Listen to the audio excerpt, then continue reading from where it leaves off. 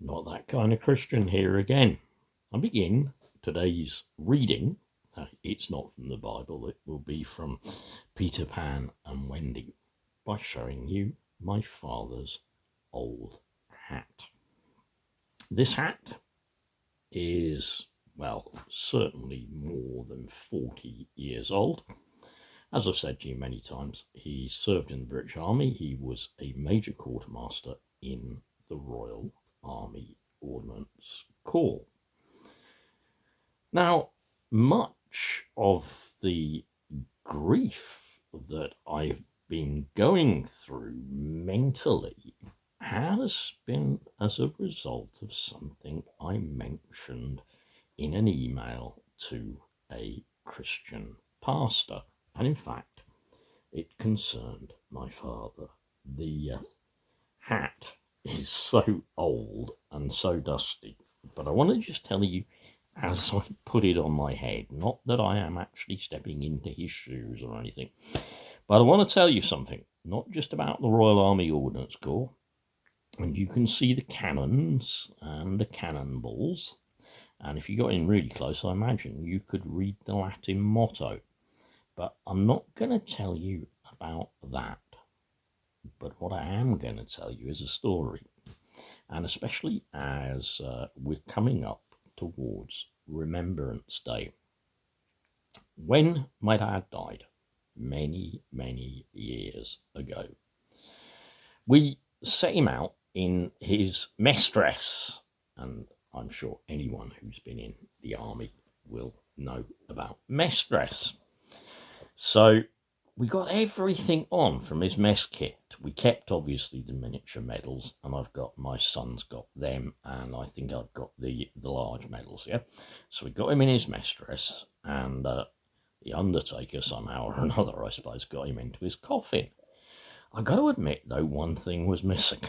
Yeah, and my mother would laugh if you told her this. One thing was missing. The hat to the mess dress. Well, years after poor old dad, Major Albert Edward Linford, God bless him, was cremated, we were sorting out.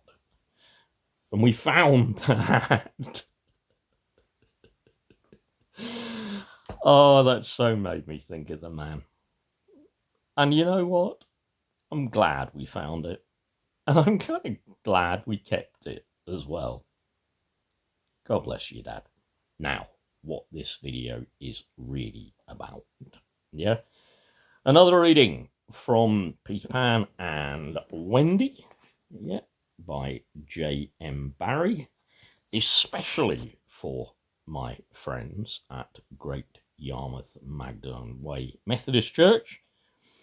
But for children and people and those who have joy in their life, and those who believe and trust in a joyful, loving God, like actually I do.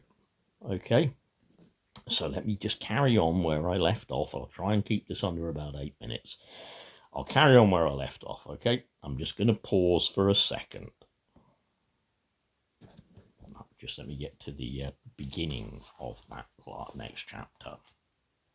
I am nearly there. Once again, a plug, please, for liberty, because if that man stood for anything, my own father, he stood for liberty.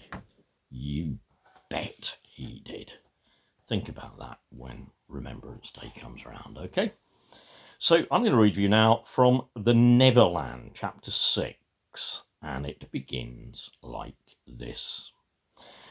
The people of Neverland had a feeling that Peter would soon be home again, so they began to wake up and get ready for him, so that when he came, he might find them all very busy. Oh yeah, you know, the Lord wants to find you busy about your task when he gets back. Sorry about that, can't resist it. You see, while he was away, they always kept quiet. Nobody bothered to fight anybody else, but Peter liked things to be exciting, so now things had to be made exciting as fast as possible. There were 6 sorts of people who lived on the island. The fairies, mostly high up in nests in tall treetops. The mermaids in the lagoon, most deep down under water, very deep. The wild beasts, whose dens were in the woods and mountains. The redskins, don't forget when this book was written. Indians who camped everywhere they chose.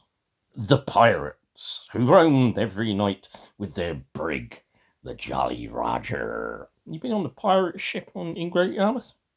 The Lost Boys. The Lost Boys. Chris, I just say it again. The Lost Boys.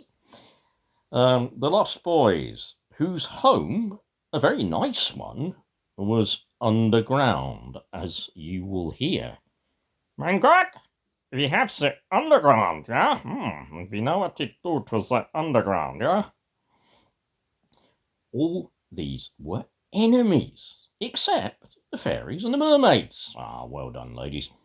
Who kept well out of the way. Wise move, ladies, wise move. In the evening, when Peter and the little darlings got there, everybody was moving around the island after each other. Very fierce. Oh, do you ever have times when you're like that? Very fierce.